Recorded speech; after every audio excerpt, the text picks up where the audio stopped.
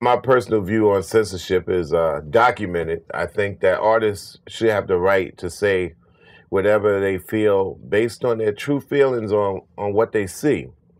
However, I think that the radio stations who broadcast to everybody, or the television networks that broadcast to everybody, or webcast it, or simulcast it, or whatever, when you have people that's underage, unless they get the right education to understand what they're getting, they need to at least follow some kind of rule structure. But as far as artists, I think artists deserve the right to say whatever they have to say. Whether it gets played across the airwaves is debatable.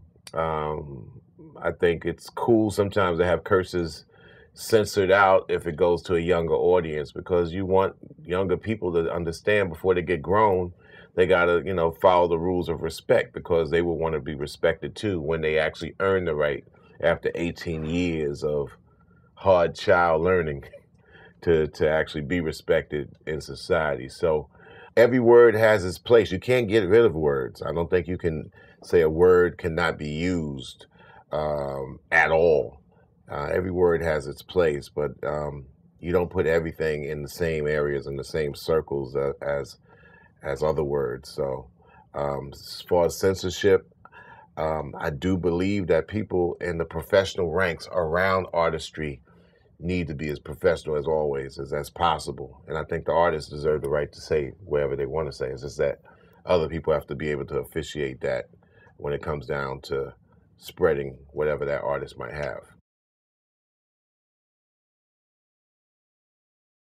I think the biggest cause for the most divide in the rap industry and hip hop is just the fact that there's a lot of facts, there's fiction, there's myth, there's history, and it seems that these things don't get passed along the generations properly.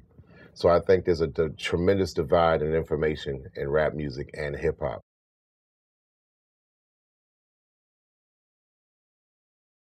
I think the future of sampling is so much music out there. If you actually are under the radar, I think sampling can help you understand the best of musicianship at a particular time and learn how to put them together. And you're under the radar, so I don't think it would affect you if you decide to get into sampling and make that as your basis to the music, and begin to be able to understand what those musicians had to do and what they had to learn in order to do the music that they did. So now you're on the internet, you got your pages up, you could do your video or whatever. Now I think, it won't affect you. Now, if you get this big major record deal, sampling will affect you, because in order to be with a corporation, they have to be checked by another corporation, which probably owns the sample in the first place. So don't make sampling make you lazy. But I would tell you this, is that when people sample those great songs, maybe they're compensating for what the radio station is not playing. But don't let it make you lazy. Do your thing, do it creatively. And if you actually get on top of the music, try to understand the sensibilities of the artist that you're getting on top of. Believe me, like if you happen to take something from some Indian guru and you happen to talk about something else that's contrary, then I don't think that's a spiritual match that will work. It's like oil and water. So try just to understand what you're taking. Learn about the musicians. Learn about the labels. Learn about music before rap. Learn about rap at its beginnings. Learn if you're going to get into production, know what you're doing. Know the records. Know the musicians. Know the instruments. Know the singers. Know the years. The first recording is 1877 by Thomas Edison, and that's Mary Had a Little Lamb. So you ain't got to go back to the 1400s and the 1500s. You can go back to 1877 and then do audio research from there.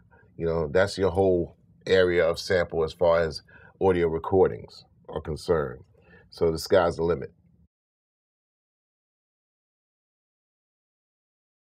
as far as comparing rap back in the old day or back in the day of what it used to be and what it is now, number one, we're in 2008, and it's about 30 years from 1978 and 1979, where the first rap record came out, reputedly. It was smaller then. And usually, what the rap artists did at that particular time, and the artists and the people around rap music, they followed up from the love generation of the 70s that knew that came out of the 60s that black music was always about speaking for the people and guiding them into a way of either having a good time or feeling better about themselves, or never really kind of like, hate never was in the music.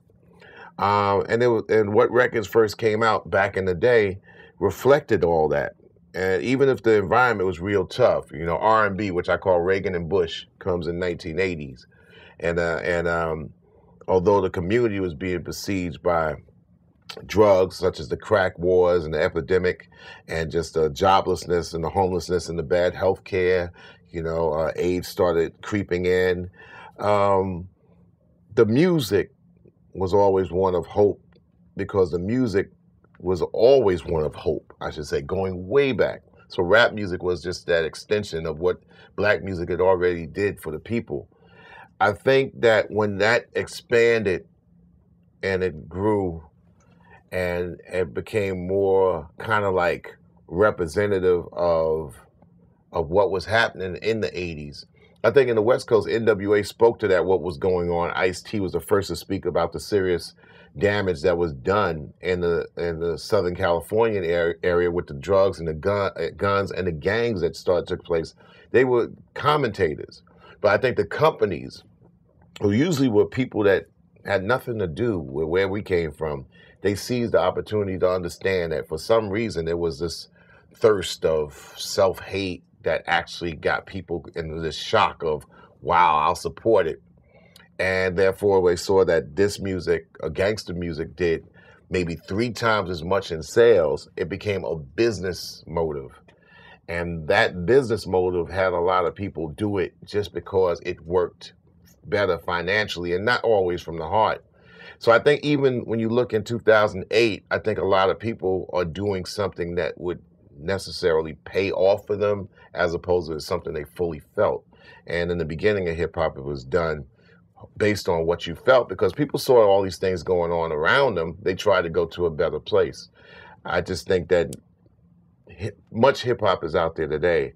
You have to search, and you can easily search now. You can go to your search engines and search for something that makes you feel good, or on YouTube, you can go to a video from back in the day that makes you feel good. And that's the advantages that you have with YouTube, as opposed to television, where you got to sit and wait for somebody to program you. So I think that it's coming to a better day, because people can make positive movements with their music, and they can all put it out there. Now, there's 1 million artists out there, 10 million artists out there, 10 million videos or whatever. So it's up to you to find what makes you feel good. I don't think it's representative of the music today when somebody just wants to go the gangster route just to be able to shock people. I think now, and more, it seems more contrived, because unless somebody really, really seriously comes from that element, then they really not that cat. There's 2-point-something million people in prison, and there's a 1.7 million black men in prison right now. So if you really want to hear somebody who's really doing it hard, it would be a lot of cats that have suffered the price and paying the penalty. And and so therefore there's a lot of cats making music today that they might take that route because it can shock and amaze or fascinate somebody who's foreign to it.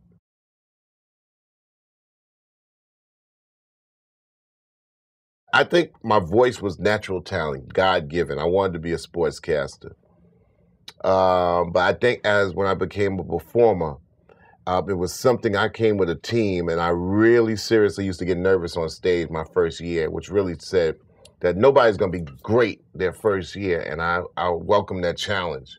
So I worked really, really hard to be a performer. I worked really, really hard to make sure I had my voice be able to say some things in rhyme and make sure I could write some things that made some kind of sense. So it definitely was hard work. I call myself the Pete Rose of rap music and hip hop. Tried to be Charlie Hustle.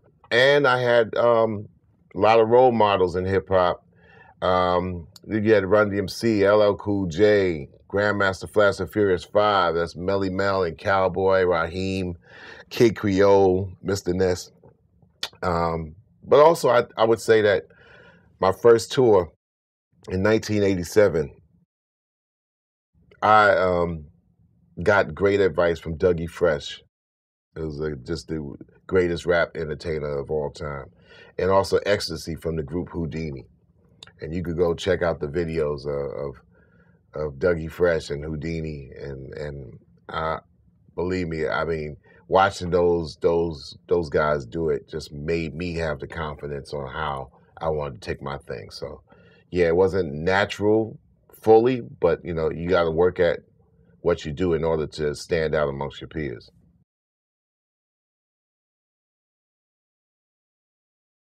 Other than hip hop, other musical styles that I prefer personally, I grew up in a household that had Motown, Stax, and Atlantic, and those were three major soul record labels in the 1960s, and that's always going to be in my blood.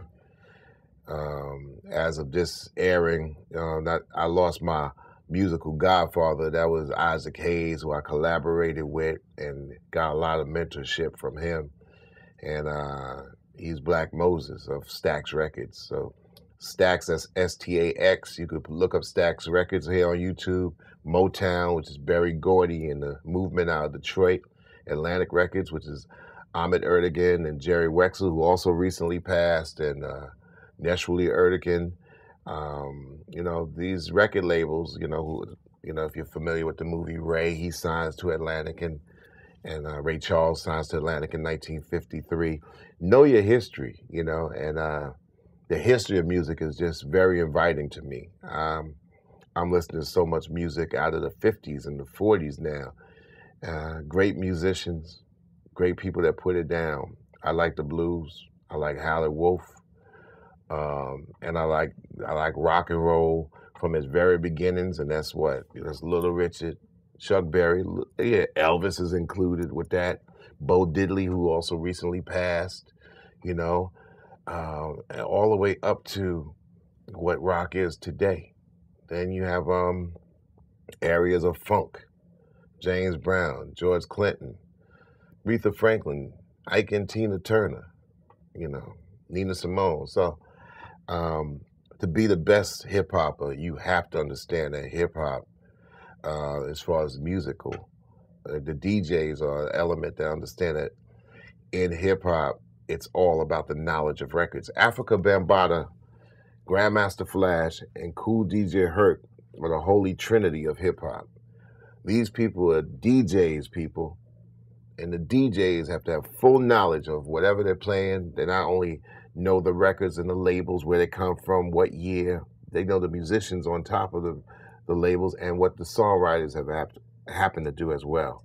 And I think that's very key to know if you really thoroughly want to get into that hip hop thing, you know, thoroughly be about it. Grand Mixer DXT, he would tell you the musicians that's on the record, and it gets no better than that. So when you say that you like music and hip hop, it's almost redundant. It's like all the musics, you know, are embodied inside hip hop. So when you love hip hop, you love all musics. I got a college child, and I got one in high school who's an athlete, and they love music, and more they're learning about music from back in the day.